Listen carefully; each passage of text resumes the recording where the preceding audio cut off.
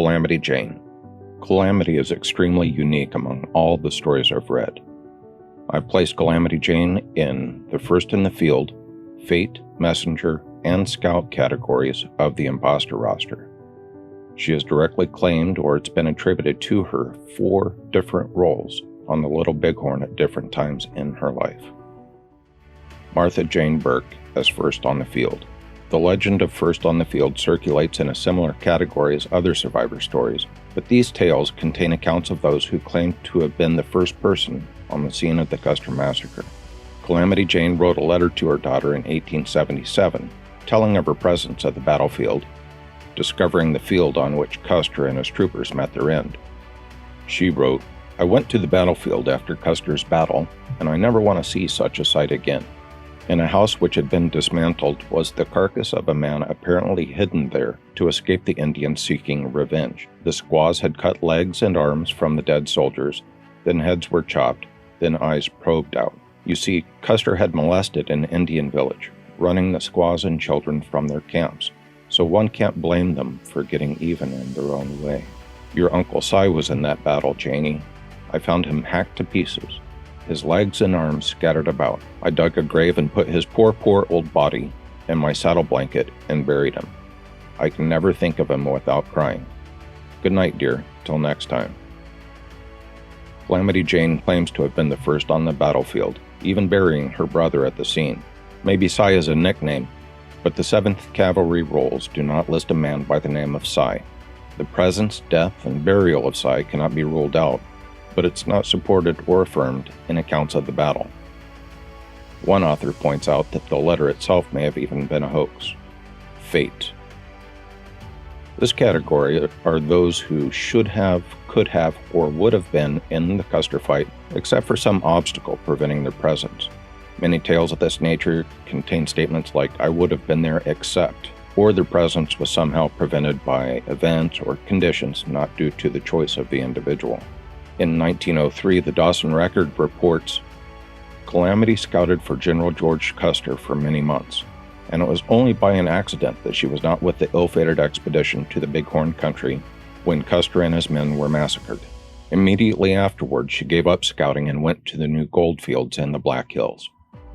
Messengers are those to have been the last persons sent from General Custer back to Captain Benteen or Major Reno.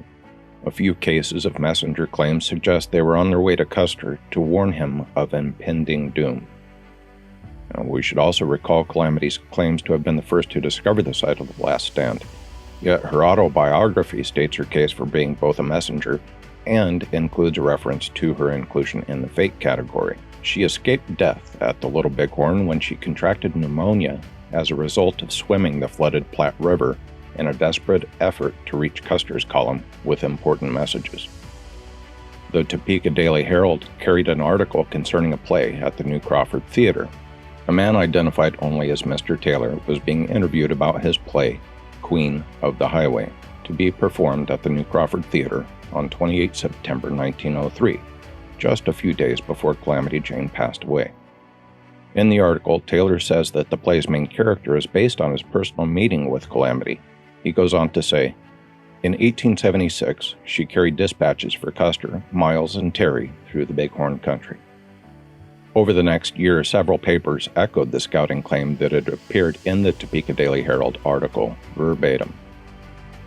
Calamity Jane as Scout. Scouts are the eyes and the ears of the commander in the field. Scouts played an essential role in the development of the Little Bighorn battle by aiding the 7th Cavalry in their march to locate the Indian camp. Over 50 indigenous Crow, Ree, Teton, and Dakota tribal members enlisted in the detachment of Indian Scouts serving with the 7th Cavalry at the time of the Little Bighorn battle. Dale Walker, author of the Calamity Papers, comments, "One thing is certain. She told a demonstrable Wendy when she wrote, 'Joined General Custer as a scout at Fort Russell, Wyoming in 1870, and started for Arizona for the Indian campaign.'" Walker continues, "It made no difference to her that somebody in the future would discover that Custer was never at Fort D.A. Russell, Wyoming, and never went on an Indian campaign in Arizona.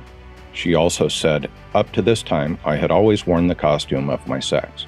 When I joined Custer, I donned the uniform of a soldier. It was a bit awkward at first, but I soon got to be perfectly at home in men's clothes. And there was some truth to this. Author Dale Gallagher spoke at an annual Montana history conference concerning Calamity stories. He's quoted as saying, "Nearly every event in the life of the true Calamity Jane, Martha Jane Canary, is clouded by contradictory evidence.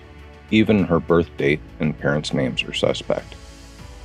Much of the legend of Calamity Jane as a swashbuckling frontier woman who rode with General Custer and captured Wild Bill Hickok's killer was built by Canary herself, who fed lurid stories to newspapers that didn't care if they were true.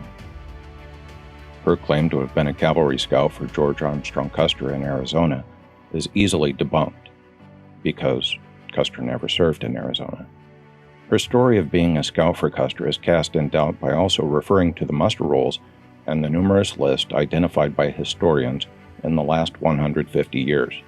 Her name is absent.